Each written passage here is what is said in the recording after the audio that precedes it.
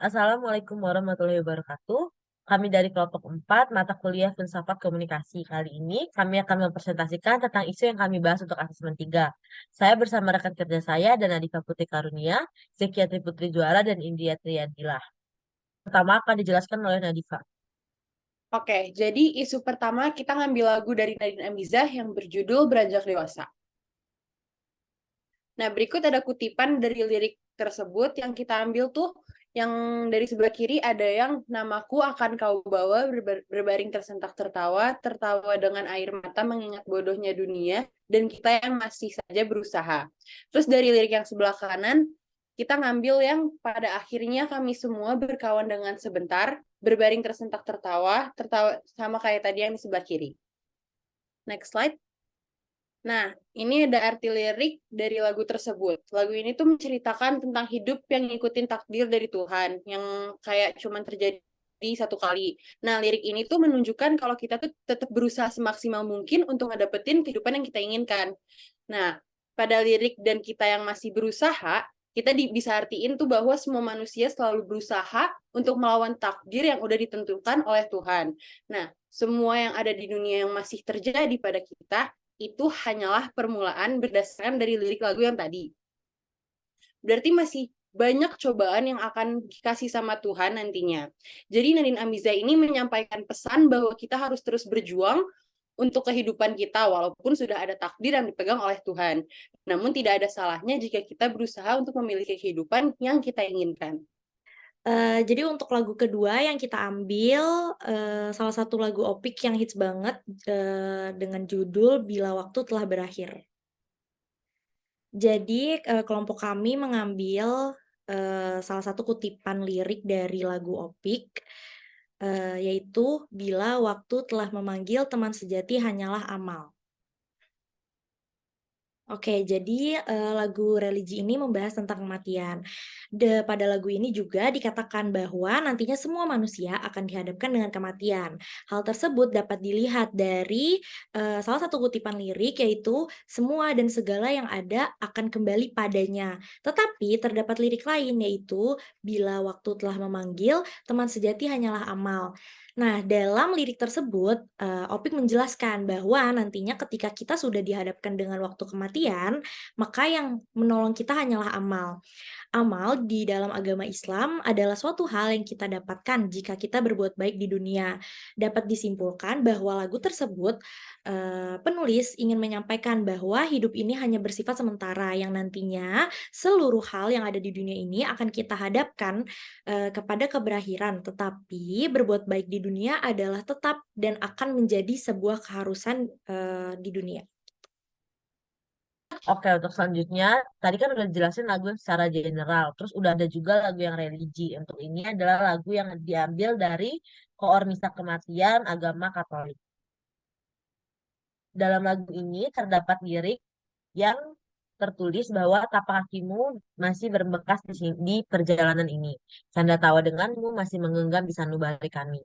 Tetapi semua telah berakhir, kini semua tinggal kenangan. Kepadanya kita kembali.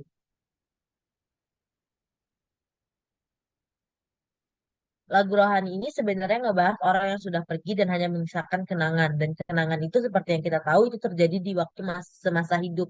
Dan lagu ini menjelaskan juga atau memvalidasi dari lagu-lagu yang tadi bahwa iya kematian itu pasti. Karena dari dua lagu yang kita bahas sebelumnya adalah lagu yang membahas tentang akan kematian. Tetapi ini lagu yang dinyanyikan oleh orang-orang yang beragama Katolik untuk orang-orang yang sudah tidak ada dan berarti lagu ini itu munculnya di saat orang itu sudah tidak ada. Berarti ini tuh bisa bisa dibilang memvalidasi dua lagu yang tadi kita bahas. Dan lagu ini juga membahas tentang kenangan atau tadi ada di lirik di bagian tapak-tapak kakimu masih membekas di sanubari yang itu terjadinya saat masih hidup. Dan berarti di lagu ini dijelaskan kembali bahwa walaupun kematian itu pasti dan kehidupan itu pasti, dalam kehidupan itu pilihan kita dan itu kita yang menentukan. Terus untuk selanjutnya, lagu ini akan kami kaitkan dengan teori emanasi Ibnu Sina yang akan dijelaskan oleh Zekia. Oke, selanjutnya dari ketiga lagu yang udah kita bahas tadi, kita akan mengaitkan lagu ini dengan teori emanasi dari Ibnu Sina. Jadi teori emanasi yang digunakan Ibnu Sina adalah proses kejadian alam itu. Menurut Ibnu Sina, alam semesta atau selain Tuhan sepenuhnya terdiri dari berbagai peristiwa yang ditentukan dan telah dipastikan. Jadi, Tuhan hanyalah satu-satunya zat yang tidak diakibatkan oleh sesuatu di luar dirinya. Jadi, dari teori ini tuh menjelaskan bahwa Tuhan adalah sebab pertama dari serangkaian sebab akibat yang membentuk struktur realitas. Ibnu Sina juga berkata kalau pengetahuan Tuhan adalah pengetahuan ipso facto, di mana ketika kita mengetahui dirinya, maka tidak pelak lagi kita mengetahui segala maujud di luar dirinya. Jadi bagi Ibnu Sina, Tuhan hanya menentukan terhadap esensi-esensi kehidupan yang bersifat universal. Contohnya itu kehidupan, kematian, rezeki, umur, dan segala macam yang bersifat universal itu ditentukan oleh Tuhan. Tetapi tidak pada maujud-maujud khusus karena apa yang terjadi secara khusus hanya akan ditentukan, diusahakan, dan terjadi secara indrawi orang itu sendiri. Tadi kita kan udah ngejelasin tentang lagu-lagunya, terus tadi udah dijelasin juga tentang teorinya, dan sekarang kita akan mengkaitkan lagu-lagu yang udah tadi kita jelasin ke kalian dengan teori yang tadi dijelasin sama Zekia.